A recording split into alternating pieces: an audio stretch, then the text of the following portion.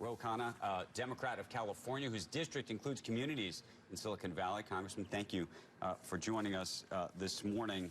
Good morning. Good morning. It's a terrible situation. We can talk about the business side of this. We can talk about the human side of this. First, just give us an update on what you know, and then I want to get into what you think should happen.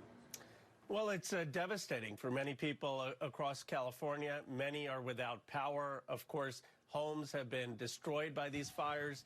Totally unrelated, I actually had a staff member in my district who had a fire that almost burned his house, not because of the wildfires, because PG&E had another outage. So these PG&E lines that are causing fires aren't just causing fires and wildfires. This is a common occurrence across California, and it's outrageous. And in terms of how to manage PG&E, what would you do?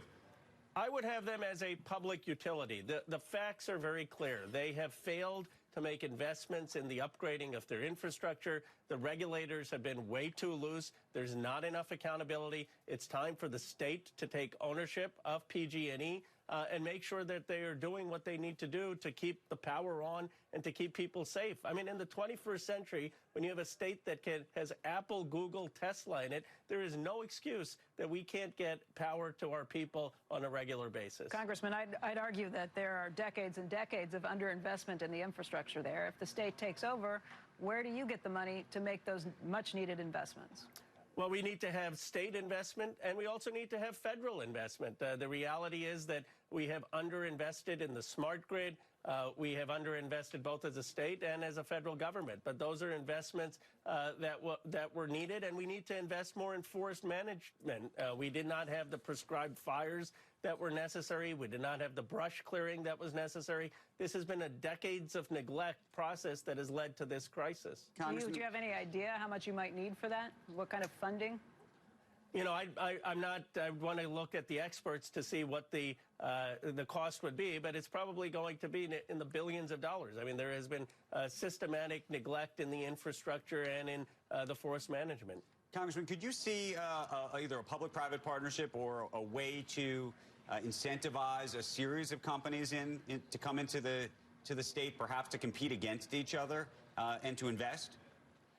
You know, the investment model with regulators hasn't worked, and the reason it hasn't worked is that the regulators have been captured either by special interests or have not been strong enough. So at this point, I don't have confidence in the regulators to do their job. And the reality is this is not a business where you have multiple competition. What I would encourage, though, is the state to own the utilities and then to allow more local municipal power. We have that in my district, Silicon Valley Power, owned by Santa Clara City.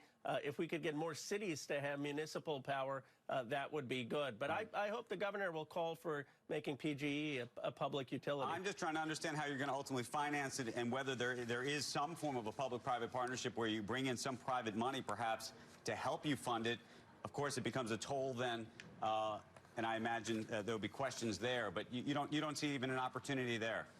I think if it's a public-run utility and we need certain private investment, I mean, I wouldn't rule that out, and especially if we can also allow for public utilities on cities. But I think the key is that the state needs to run this. It's not enough to have just regulators. But I'm open for the financing model to see if we need to rely on some private investment. Okay. We're going to leave the conversation there. Congressman, appreciate you being with us this morning. Thank you for having me. Thank you.